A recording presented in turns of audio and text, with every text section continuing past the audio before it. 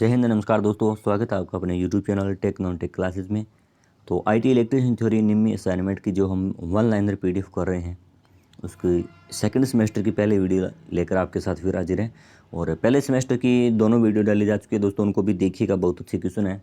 तो आजकल competition exam में सेम टू सेम क्वेश्चन यहाँ से पूछे जाते हैं और पूछे भी गए हैं और आगे भी पूछे जाने की संभावना है। तो जो साथी हरियाणा लाइनमैन और ऐसे की तैयारी कर रहे हैं तो प्लीज़ कमेंट में ज़रूर बताइएगा कि कैसे आपको क्वेश्चन लगे। तो ऑल इंडिया कंपटीशन एग्जाम जहाँ इलेक्ट्रिशियन थ्योरी के क्वेश्चन पूछे जाते हैं, काम आने वाले वीडियो है दोस्तों, ज़रूर देखिएगा। चैनल को लाइक शेयर सब्सक्राइब जरूर कर दीजिएगा दोस्तों। और शुरू करते हैं आज का अपना 1 नंबर क्वेश्चन से। कौन सी युक्ति धूप को विद्युत ऊर्जा में बदलती है? धूप को विद्युत ऊर्जा में बदलने वाला एक तो है सौर सेल दोस्तों। तो वो ऑप्शन में नहीं है फोटोवोल्टिक सेल, इसका दूसरा नाम होता है पीवीसी। फोटोवोल्टिक सेल है, धूप को विद्युत ऊर्जा में बदलती है, ऊर्जा का कन्वर्जन करती है। और दूसरा है कि सेकेंडरी सेल किस नियम पर कार्य करते हैं? लेंस के, जूल के, फैराडे के अपघटन के या फैराडे के चुंबकीय प्रेरण के? तो दोस्तों सेकेंडरी सेल होते हैं वो फैराडे के विद्युत अपघटन के नियम पर कार्य करते हैं। और जो जनरेटर और मोटर है वो फैराडे के विद्युत चुंबकीय प्रेरण के नियम पर कार्य करते हैं। यहाँ पर अपना राइट आंसर होगा सी ऑप्शन, फैराडे का अपघटन का नियम। बैटरी की क्षमता कैसे बताई जाती है? तो बैटरी की क्षमता दोस्तों एम्पियर घंटा या ए इंटू एच, सीधा एच भी लिख दिया जाता है कई बार। तो बैटरी की क्षमता एम्पियर घंटा में बताई जाती है दोस्तों। राइट आंसर अपना डी ऑप्शन होगा। तो प्लीज़ दोस्तों वीडियो को लाइक ज़रूर कर दीजिएगा, चैनल को सब्सक्राइब कर दीजिएगा। उस दोष का नाम बताइए जिस कारण से सेकेंडरी सेल में प्लेटें मुड़ जाती है। तो बकलिंग, स्थानीय क्रिया, आंशिक लघुपतन या कठोर सल्फेशन या हार्ड सल्फेशन? तो राइट आंसर होगा दोस्तों बकलिंग दोष। यानी उच्च धारा पर, अचानक उच्च धारा पर बैटरी को चार्जिंग या डिस्चार्जिंग करेंगे तो प्लेटें आपस में क्या है, फूल कर सिकुड़ कर शॉर्ट हो जाती हैं। तो इस कारण जो दोष उत्पन्न होता है उसको बोलते हैं बकलिंग, या दूसरा नाम इसका कई बार लिख दिया जाता है व्याकुंचन दोष। व्याकुंचन दोष। तो राइट आंसर यहाँ पर बकलिंग होगा दोस्तों। अगला क्वेश्चन है कि आवेश की इकाई क्या होती है? विद्युत आवेश की इकाई, आवेश का प्रतीक यानी आवेश कुलाम, कुलाम का प्रतीक क्यू होता है। तो यहाँ पर राइट आंसर डी होगा दोस्तों। आवेश की इकाई कुलाम, कुलाम का प्रतीक है क्यू। क्यू बराबर क्या होता है? आई इंटू टी, जिसको क्या बोलते हैं? विद्युत की मात्रा भी कई बार बोलते हैं, यानी आई इंटू टी। और अगला अपना क्वेश्चन है कि लिथियम सेल की आउटपुट वोल्टेज कितनी होती है? तो बिल्कुल एकदम आंकड़ा है दोस्तों, याद रखना है आपको। कई बार क्वेश्चन में पूछा जाता है लिथियम सेल से संबंधित। तो उसकी वोल्टेज होती है 2.5 वोल्ट। लिथियम सेल की आउटपुट वोल्टेज होती है 2.5 वोल्ट। और जो लेड एसिड सेल होता है उसकी कितनी होती है दोस्तों? लेड एसिड सेल की मानी जाती है 2.2 वोल्ट। कम समय में उच्च दर से बैटरी आवेशित करने हेतु कौन सी विधि अपनाई जाती है? यानी कम समय में अचानक उसको बैटरी को फुल चार्ज करना है तो बूस्ट आवेश, ट्रिकल या फ्रेशनिंग? तो राइट आंसर बूस्ट आवेशिंग होगा। बूस्टिंग एक प्रकार की चार्जिंग होती है, बूस्ट चार्जिंग इसको बोलते हैं। और ट्रिकल होती है कि बहुत ही कम मान की धारा, जैसे बैटरी की निर्धारित धारा का 2 से 5% धारा है वो लंबे समय तक बैटरी को प्रदान कर दी जाती है, तो उसको क्या बोलते हैं? Trickle charging. और फ्रेशनिंग चार्जिंग, फ्रेशनिंग चार्जिंग होते हैं प्रथम बार या पहली बार जब बैटरी का निर्माण किया गया है बैटरी या सेल का, तो उसको पहली बार चार्ज करना क्या कहलाता है? फ्रेशनिंग आवेश या फ्रेशनिंग चार्जिंग कहलाते हैं। यहाँ पर अपना राइट आंसर होगा बूस्ट आवेश, बी ऑप्शन। तो कार्बन जस्ता शुष्क सेल में कौन सा विद्युत अपघट्य प्रयोग किया जाता है? तो कार्बन जस्ता शुष्क सेल में इलेक्ट्रोलाइट यहाँ पर पूछा है दोस्तों, ammonium chloride. Right answer B option. और द्रव में धारा प्रवाहित होने पर कौन सा प्रभाव उसमें उत्पन्न होता है? तो विद्युत धारा जब द्रव में से, रासायनिक द्रव में से प्रवाहित होती है तो रासायनिक प्रभाव उत्पन्न होता है दोस्तों। डी ऑप्शन यहाँ पर रहने वाला है। सीसा अम्ल बैटरी में नेगेटिव प्लेट बनाने के लिए कौन से पदार्थ का प्रयोग किया जाता है? लेड एसिड सेल की एक होती है पॉजिटिव और एक होती है नेगेटिव। तो यहाँ पर पूछा है कि नेगेटिव प्लेट बनाने हेतु कौन सा पदार्थ है? तो स्पंजी लेड या स्पंजी सीसा इसको बोलेंगे। तो कमेंट में जरूर बताइए दोस्तों पॉजिटिव सेल प्लेट है वो किसकी बनी होती है? बहुत अच्छा क्वेश्चन है, कंपटीशन के एग्जाम पूछा जाता है। धातु सतह के क्षरण के नियंत्रण तो कौन सी तकनीक है वो प्रयोग में ली जाती है? तो राइट आंसर कैथोडिक सुरक्षा, यानी कैथोड होता है वो उसका क्षरण होता है तो उसे कंट्रोल हेतु कौन सी तकनीक होती है? कैथोड की सुरक्षा कर दी जाती है। और डिजिटल घड़ी में सामान्यतः कौन सा सेल है वो प्रयोग में लिया जाता है? तो राइट आंसर यहाँ पर मरकरी नाम नहीं है, पारा, यानी पारे को क्या बोलते हैं? मरकरी। तो मरकरी सेल या कई बार इसमें मरकरी सेल लिख दिया जाता है या इसको बटन सेल भी बोल दिया जाता है दोस्तों। बटन सेल, बटन की तरह था छोटा सेल। तो डिजिटल घड़ियों में समझ आता है मरकरी सेल का प्रयोग वो किया जाता है। Right answer C option. अगला अपने क्वेश्चन है कि समांतर युग्मन परिपथ, कोई समांतर परिपथ है सेलों का और उसमें एक सेल है वो विपरीत जोड़ती है, विपरीत ध्रुवता के साथ जोड़ दिया तो उसका क्या प्रभाव होगा। जिस प्रकार घरों में हमारी वायरिंग होती है समांतर में होती है, अगर कोई एक उल्टा जोड़ दिया जाता है तो पूरा परिपथ ही क्या है, खराब हो जाता है, शॉर्ट हो जाता है। तो उसी तरह सेलों में भी यही नियम लागू होता है। तो वोल्टेज शून्य नहीं होगी दोस्तों, परिपथ ओपन नहीं होगा, शॉर्ट जरूर हो जाएगा, परिपथ है वो शॉर्ट हो जाएगा और नुकसान पहुंचाएगा। Right answer C option. और बैटरी आवश्यक में फाइन सेलेक्टर स्विच का कार्य क्या होता है। बैटरी चार्जर होता है, बैटरी का जो चार्जर होता है उसमें फाइन सेलेक्टर स्विच होती है, तो उसका पूछा है कि उसका कार्य क्या होता है।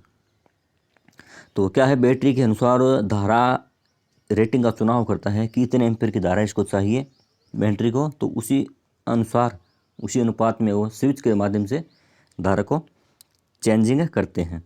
और सौर सेल में टेम्परेचर के संदर्भ में आउटपुट शक्ति पर क्या प्रभाव होगा। टेम्परेचर में कोई प्रभाव नहीं होगा, या वृद्धि के साथ वृद्धि होगी या वृद्धि के साथ कमी होगी टेम्परेचर में, या टेम्परेचर कमी के साथ उसमें आउटपुट में कमी होगी। तो यहाँ पर इन्होंने माना है डी ऑप्शन, लेकिन मैं तो कहूँगा यहाँ पर बी भी हो सकता है, क्योंकि सौर सेल का टेम्परेचर के संदर्भ में आउटपुट शक्ति पर क्या प्रभाव होगा। तो टेम्परेचर या तापमान या धूप ज़्यादा होगी तो आउटपुट की उसका यानी तापमान में वृद्धि हुई तो आउटपुट में क्या होगी, वृद्धि होगी। और यहाँ पर भी क्या है, आउटपुट में टेम्परेचर में कमी के साथ आउटपुट में भी कमी होगी। तो यहाँ पर बी और डी दोनों सही हैं दोस्तों। आप कमेंट में ज़रूर बताइएगा, प्लीज़ लाइक ज़रूर कर दीजिएगा यार दोस्तों, और चैनल को सब्सक्राइब कर दीजिएगा, अपने दोस्तों को भी बताइएगा। बहुत अच्छे क्वेश्चन हैं और आप इन क्वेश्चनों को 2-3 बार ज़रूर रिवीजन कीजिएगा, जल्दी जल्दी डबल स्पीड में कर लीजिएगा चाहे। तो बहुत अच्छे क्वेश्चन हैं और कंपटीशन एग्जाम में ज़रूर आएंगे। छोटी सी एक थोड़े समय की मेहनत आपकी पूरी ज़िंदगी है वो बना देगी। तो पीछे भी कुछ वीडियो करवाई गई हैं, बहुत अच्छे क्वेश्चन निम्मी के भी, प्रीवियस ईयर के भी और नोट्स के भी क्वेश्चन करवाए गए हैं और आगे भी करवाते रहेंगे। तो हर तरह की अपडेट आपको यहाँ पर चैनल पर मिलती रहती है, तो प्लीज़ थोड़ा सा सहयोग आप भी कीजिएगा। और अगला अपना क्वेश्चन है कि बैटरी में आवेशन के समय हाइड्रोमीटर का क्या उद्देश्य होता है।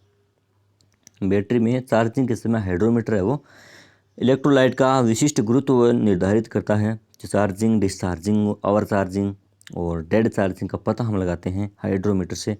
तो राइट आंसर होगा, हाइड्रोमीटर का उद्देश्य होता है इलेक्ट्रोलाइट के माध्यम से विशिष्ट गुरुत्व निर्धारित करते हैं। और फैराडे के वैद्युतिक अपघटन का प्रथम नियम, यानी वैद्युतिक अपघटन के इन्होंने 2 नियम दिए थे फैराडे ने। और प्रथम नियम के अनुसार क्या होता है, सेल में से प्रवाहित जब धारा प्रवाहित होती है तो इलेक्ट्रोड पर जो द्रव्यमान जो इकट्ठा होता है एकत्रित होता है, तो वो किसके समानुपाती होता है, Z और I/T, विद्युत रासायनिक तुल्यांक और प्रवाहित की धारा और उसमें लगा हुआ समय। तो M बराबर ZIT, जो अपना ऑप्शन है 2 नंबर, M बराबर ZIT। Right answer B option होगा। सीसामल सेल में विद्युत अपघटन की तरह कौन सा पदार्थ उपयोग में लिया जाता है लेड एसिड सेल में। तो दोस्तों यहाँ पर राइट आंसर होगा तनु सल्फ्यूरिक अम्ल या तनु गंधक अम्ल। तो राइट आंसर होगा डी ऑप्शन, तनु सल्फ्यूरिक अम्ल। और अगला अपना क्वेश्चन है कि परिपथ की कुल वोल्टेज क्या है। डायग्राम दिए गए दोस्तों, डायग्राम को ध्यान से देखिएगा, जूम कर लेते हैं थोड़ा। तो जूम करने पर what is the total voltage of circuit. तो पूरे सभी जो इसमें सेल लगे हैं सभी समांतर में और एकदम सही लगे हैं और इनको दी गई है सभी की वोल्टेज 1.5। जो समांतर में आपको पता है दोस्तों कि चाहे कितने भी उपकरण जोड़ दीजिए समांतर में सभी को एक समान वोल्टेज मिलती है। तो यहाँ पर टोटल परिपथ की जो वोल्टेज है वो 1.5 रहने वाली है, और यही हमसे पूछा गया है।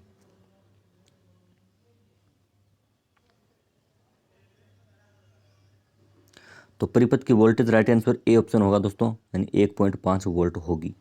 और सीसा अम्ल सेल की आवेशन की रासायनिक क्रिया के दौरान पॉजिटिव प्लेट पर क्या आएगा। तो सीसा लेड एसिड सेल की पॉजिटिव प्लेट पर क्या आएगा, तो लेड पेरोक्साइड आएगा दोस्तों। यानी पॉजिटिव प्लेट अब किसकी बनेगी, लेड पेरोक्साइड की, और स्पंजी लेड की नेगेटिव प्लेट बनेगी, नेगेटिव और पॉजिटिव बनेगी लेड पेरोक्साइड की। बैटरी का आवेशन या चार्जिंग के दौरान वेंट प्लग को खुला क्यों रखा जाता है। तो चार्जिंग के दौरान जो रासायनिक गैसें निकलती हैं उन गैसों को बाहर निकालने के लिए वहाँ पर वेंट प्लग का प्रयोग किया जाता है दोस्तों। राइट आंसर ए ऑप्शन होगा। किस विधि में बैटरी को कम धारा पर लंबे समय तक चार्जिंग किया जाता है। तो ऊपर हमने बात की थी दोस्तों, कम धारा पर लंबे समय तक, तो उसका ट्रिकल चार्जिंग। और कम समय में उच्च धारा पर वो होगा बूस्टिंग विधि, बूस्टिंग चार्जिंग अचानक से। और यहाँ पर अपना कम धारा लंबे समय तक देने ट्रिकल चार्जिंग। शीशा अम्ल बैटरी में कठोर या हार्ड सल्फेशन दोस्तों कैसे जाना जाता है? तो राइट आंसर होगा कि बैटरी को कैसे जाना जाता है। यहाँ पर ऑप्शन के हिसाब से क्वेश्चन इनका पूछा जाना चाहिए था कि शीशा अम्ल या लेड एसिड सेल में जो हार्ड सल्फेशन कठोर सल्फेशन दोष होता है उसका निवारण कैसे किया जाता है? तो उसके लिए बैटरी को कम धारा पर लंबे समय तक चार्ज किया जाता है। ऊपर हमने बात की थी ट्रिकल चार्जिंग, तो इसी विधि के द्वारा हार्ड सल्फेशन यानी लंबे समय तक बैटरी निष्क्रिय अवस्था में पड़ी रहती है, कोई काम में नहीं लेती है, तो उसका इलेक्ट्रोलाइट है वो खराब हो जाता है, गाढ़ा हो जाता है, कड़ा हो जाता है। तो उसको वापस से कार्य अवस्था में लाने के लिए बैटरी को कम धारा व लंबे समय दी जाती है, उसको बोलते हैं ट्रिकल चार्जिंग। तो हार्ड सल्फेशन दोष को दूर किया जाता है। राइट आंसर अपना सी होगा। सिल्वर ऑक्साइड बैटरी में कौन सा पदार्थ है? वो कैथोड की तरह प्रयोग में लिया जाता है। तो यहाँ पर राइट आंसर जस्ता होगा दोस्तों। अगर किसी भी क्वेश्चन में जैसे सेलों से संबंधित एक होता है पॉजिटिव सिरा और एक था नेगेटिव कैथोड, तो कैथोड लगभग 99% है सेलों में जस्ते का ही बना होता है, और कुछ रेयर चांस है जहाँ पर अलग होता है। अगर आपको याद नहीं है, तुक्का भी लगाना हो तो जस्ते पर लगा दिया जाता है नेगेटिव सिरे का, बाकी आपको ध्यान रखना है। चांदी का विद्युत रासायनिक तुल्यांक, तो राइट आंसर दोस्तों डी ऑप्शन बिल्कुल ऑथेंटिक आंकड़ा, और बहुत बार एग्जाम में पूछा गया है। दिल्ली मेट्रो का तो फेवरेट क्वेश्चन है चांदी का विद्युत रासायनिक तुल्यांक, और एक बार DRDO में पूछा गया था 1.1182 मिलीग्राम प्रति कूलम, 1.1182 मिलीग्राम प्रति coulomb. Right answer D option होगा दोस्तों, याद रखना। हरियाणा लाइनमैन में पूछा जा सकता है। शीशा अम्ल सेल की निरावेशन की रासायनिक क्रिया के दौरान नेगेटिव प्लेट पर क्या आएगा? यानी लेड एसिड सेल की जब डिस्चार्जिंग हो रही है, वो सेल डिस्चार्ज हो रहे हैं, तो उस समय नेगेटिव प्लेट है वो किसकी होगी? तो लेड सल्फेट की हो जाएगी। तो दोस्तों दोनों ही प्लेटें लेड सल्फेट की हो जाएगी, पॉजिटिव और नेगेटिव। शीशा अम्ल बैटरी में सेपरेटर या विभाजक का उद्देश्य क्या होता है? तो इनका उद्देश्य होता है दोस्तों पॉजिटिव और एक होती है नेगेटिव प्लेट, दोनों के मध्य जो शॉर्ट सर्किट न हो उनके रोकने के लिए दोनों के मध्य एक विभाजक का कार्य करता है। तो धनात्मक और ऋणात्मक प्लेटों के मध्य शॉर्ट सर्किट होने से रोकना। अगला अपना क्वेश्चन है कि शीशा अम्ल बैटरी के विशिष्ट घनत्व मापने के लिए किस उपकरण का प्रयोग किया जाता है? तो विशिष्ट घनत्व नापने के लिए हाइड्रोमीटर का उपयोग किया जाता है दोस्तों, हमने बात की थी ऊपर। तो राइट आंसर हाइड्रोमीटर। इन्वर्टर परिपथ कौन सा है? यानी यहाँ पर एक डायग्राम दिया गया दोस्तों इन्वर्टर, और ध्यान से देखने पर आपको पता है दोस्तों दो SCR यहाँ पर लगे हैं, सिलिकॉन कंट्रोल्ड रेक्टिफायर। तो अपना जो ऑप्शन दिया गया है इस हिसाब से इसका राइट आंसर होगा SCR उपयोग किया हुआ इन्वर्टर परिपथ है। तो राइट आंसर यहाँ पर SCR उपयोगित इन्वर्टर होगा। शीशा अम्ल बैटरी में बकलिंग दोष या व्याकुंचन दोष का क्या प्रभाव पड़ता है? तो ऊपर हमने बात कर ली थी इलेक्ट्रोडों का मुड़ जाना, प्लेटें मुड़ जाती है, शॉर्ट हो जाती हैं। परिपथ की कुल वोल्टेज यहाँ पर क्या होगी? एक फिर डायग्राम दिया गया है दोस्तों, परिपथ की कुल वोल्टेज। तो सेलों को श्रेणी क्रम में जोड़ा गया है दोस्तों, और इनमें से क्या है? एक सेल है विपरीत अवस्था में जुड़ा हुआ है, विपरीत अवस्था में जुड़ा हुआ है जो बीच वाला सेल है ये, जैसे यहाँ पर इसका माइनस प्लस और ये उल्टा जोड़ दिया प्लस और माइनस, तो 2 नंबर सेल है वो उल्टा जुड़ा है। तो आपको पता है उल्टा जुड़ा हुआ सेल है वो खुद की वोल्टेज तो खाएगा ही, एक अन्य सेल की और वोल्टेज खा जाएगा। तो परिपथ की कुल आउटपुट वोल्टेज है वो कितनी होगी दोस्तों? 1.5 ही होगी। यानी सेलों को श्रेणी क्रम में जोड़ते हैं, सेलों को श्रेणी क्रम में क्यों जोड़ते हैं? वोल्टेज बढ़ाने के लिए, और समांतर में क्यों जोड़ते हैं? धारा बढ़ाने के लिए। तो श्रेणी में एक सेल उल्टा जुड़ा हुआ है तो एक सेल वो खुद की वोल्टेज नहीं देगा, और जितने सेल उल्टे जुड़े हैं वो दूसरे सेलों को भी और खाएंगे। तो एक जुड़ा उल्टा एक की ओर खा जाएगा, बाकी जो बचा है एक, तो उसकी आउटपुट वोल्टेज 1.5 होगी। यहाँ पर इन्होंने डी दिया है निम्मी में, लेकिन गलत होगा क्योंकि 1.5 वोल्टेज इसकी आने वाली है। ए शुष्क सेल में पॉजिटिव इलेक्ट्रोड के रूप में क्या प्रयोग होता है? तो राइट आंसर कार्बन का बना होता है दोस्तों शुष्क सेल का पॉजिटिव सिरा।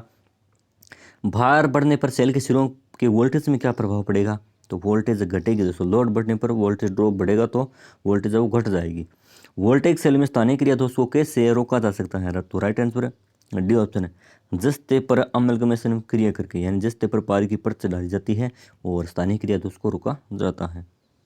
अगला है कि M बराबर Z बटा में IIT सूत्र में Z किसको इंगित करता है? Z क्या है? तो विद्युत रासायनिक तुल्यांक इसको बोलते हैं, और विद्युत अपघट्य का इलेक्ट्रोकेमिकल इक्विवेलेंट, विद्युत रासायनिक तुल्यांक इलेक्ट्रोलाइट का Z, I धारा और T समय। विद्युत तांबे का विद्युत रासायनिक तुल्यांक कितना होता है? ऊपर हमने चांदी का पढ़ा था, चांदी का था ये 1.1182 मिलीग्राम प्रति कूलम था दोस्तों, ग्राम प्रति कूलम नहीं मिलीग्राम, इकाई का ध्यान रखना। और तांबे का विद्युत रासायनिक तुल्यांक होगा दोस्तों 0.329 मिलीग्राम प्रति कूलम, 0.329 मिलीग्राम प्रति कूलम हम इसको बोलेंगे, ए ऑप्शन अपना सही होगा। और लेड एसिड बैटरी में बकलिंग दोष का कारण कौन सा होगा? तो राइट आंसर बकलिंग दोष अति आवेशन, अति निरावेशन, हाई उच्च धारा पर चार्जिंग डिस्चार्जिंग। और अगला है कि बैटरी में वोल्टेज की चार्जिंग स्थिति की जांच करने के लिए किस उपकरण का उपयोग किया जाता है? तो हाइड्रोमीटर या हाइड्रोमीटर, वोल्टेज की चार्जिंग स्थिति की जांच करने के लिए हाइड्रोमीटर भी काम में ले सकते हैं और हाई रेट सेल टेस्टर भी काम में ले सकते हैं दोस्तों। उच्च दर निरावेशन टेस्टर यहाँ पर माना गया राइट आंसर। और इलेक्ट्रोलाइसिस के दौरान कौन सा हिस्सा इलेक्ट्रॉन खो रहा है?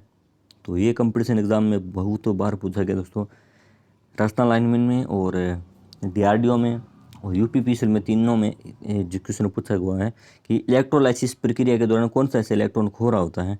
तो एनोड होता है वो इलेक्ट्रॉन खो रहा है। इसका मतलब क्या समझे? इलेक्ट्रॉन खोकर किसके पास आ रहे हैं? कैथोड के पास। तो इलेक्ट्रॉन का आवेश क्या हुआ? ऋणात्मक। तो कैथोड के पास इलेक्ट्रॉन अधिक है तो इसलिए इसका आवेश क्या हुआ? ऋणात्मक। और इलेक्ट्रॉन खो रहा है यानी यहाँ से कम हो रहे हैं तो इसके कारण क्या, इसका आवेश क्या होगा? एनोड का पॉजिटिव। तो एनोड पॉजिटिव, कैथोड नेगेटिव इसी आधार पर होते हैं दोस्तों। अगला हमारा क्वेश्चन है कि कंडक्ट पाइप को कैसे निर्दिष्ट किए जाते हैं? कंडक्ट पाइप होते हैं उनको कैसे निर्दिष्ट करते हैं? तो उनका जैसे इस प्रकार कोई कंडक्ट पाइप है प्लास्टिक की, तो इसको हम कैसे निर्दिष्ट करेंगे कि बाहरी व्यास उसका लिया जाता है mm में। बाहरी व्यास, बाहर से उसका व्यास है वो mm में लिया जाता है दोस्तों। राइट आंसर डी ऑप्शन होगा। रिवायरेबल फ्यूज के लिए फ्यूजिंग फैक्टर, तो इसका फ्यूजिंग फैक्टर होता है दोस्तों 1.4, 1.11 से लेकर 1.4 तक होता है तो रिवायरेबल फ्यूज का फ्यूजिंग फैक्टर। और पेडेंट होल्डर संयोजन के लिए अंडरराइटर की गांठ का उद्देश्य क्या होता है? कोई अगर होल्डर है, इस प्रकार होल्डर है और उसके अंदर तार की गांठ लगा दी जाती है तो क्यों लगाते हैं वो, ये यहाँ पर पूछा गया है। तो ढीली संयोजन से बताओ, यांत्रिक शक्ति में वृद्धि, अत्यधिक कैप कवर दबाव को रोकना या टर्मिनलों से तनाव कम करना। तो गांठ लगा देने से क्या है कि टर्मिनलों पर जो तार कसते हैं उन पर दबाव कम पड़े, तनाव कम पड़े, तो इसके लिए हमें होल्डर के अंदर गांठ लगा देते हैं तार की। और फ्यूज कौन से प्रकार का है? यहाँ पर एक डायग्राम दिया है दोस्तों, फ्यूज पूछा गया है, ध्यान से देखिएगा, डायग्राम आजकल पूछे जाते हैं। तो फ्यूज हमें कौन सा यहाँ पर पूछा गया है, ध्यान से देखिएगा। तो फ्यूज है दोस्तों high rupturing HRC fuse, high rupturing capacity वाले फ्यूज है वो HRC फ्यूज दिखाए गए हैं। विद्युत सामग्री का नाम, वापस एक डायग्राम है दोस्तों, डायग्राम को ध्यान से देखिएगा, कौन सा है ये? ब्रैकेट होल्डर है या एडिशन स्क्रू टाइप होल्डर है, एंगल स्वीवल है या गोलियत एडिशन स्क्रू टाइप है। तो धात्विक भाग पर चूड़ियाँ कटी है दोस्तों, बाहर की ओर चूड़ियाँ इसके कटी है, ध्यान से देखिएगा। और राइट आंसर क्या होगा? ब्रैकेट होल्डर होगा दोस्तों, ब्रैकेट है होल्डर अपना राइट आंसर रहने वाला है। और वायरिंग परिपथ में प्रयुक्त डायग्राम एक बार फिर दिया गया दोस्तों, डायग्राम बहुत सारे डायग्राम है, तो इसको क्या बोलेंगे भी? और सिंपल सा क्वेश्चन है और हो सकता है कम एग्जाम में आ भी जाए। तो जो डायग्राम दिया है ध्यान से देखिएगा दोस्तों, किसका है ये? प्लग और सॉकेट का, प्लग और सॉकेट का प्रतीक चिन्ह यहाँ पर बताया गया दोस्तों। राइट आंसर है डी ऑप्शन। और एल श्रेणी एमसीबी के द्वारा किस प्रकार के लोड को सुरक्षित किया जाता है दोस्तों? तो राइट आंसर होता है गीजर। गीजर को क्या है? एल सीरीज की जो एमसीबी होती है, एमसीबी कुछ श्रेणियाँ होती हैं, एक वीडियो में आपको कंप्लीट जो एमसीबी की श्रेणियाँ वो करवाई गई है। एसी परिपथ, प्रकाशीय परिपथ और लाइटनिंग वाले कहाँ पर डीसी के लिए कौन से काम में ले जाते, सारी बताई गई है।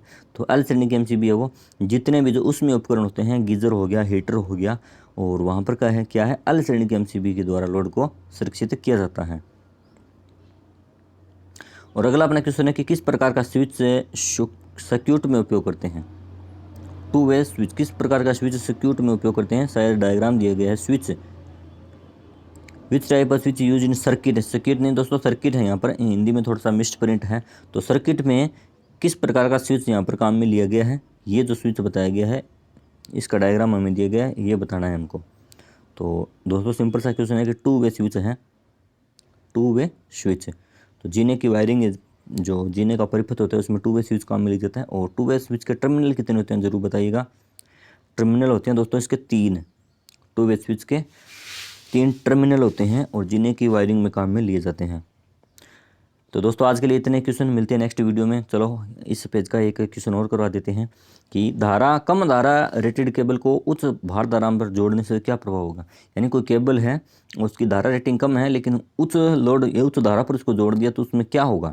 तो गर्मी के कारण क्या केबल खराब होगी। अगर कोई केबल क्या है जैसे 100 एम्पीयर सहन कर सकती है, उसके ऊपर हमने 150 एम्पीयर लगा दिए तो वो क्या होगी, वो गर्मी के कारण उसको गर्म होकर वो इंसुलेशन खराब हो जाएगा, फेल हो जाएगी। तो राइट आंसर क्या होगा, डी ऑप्शन होगा दोस्तों। लॉजिक सा क्वेश्चन है।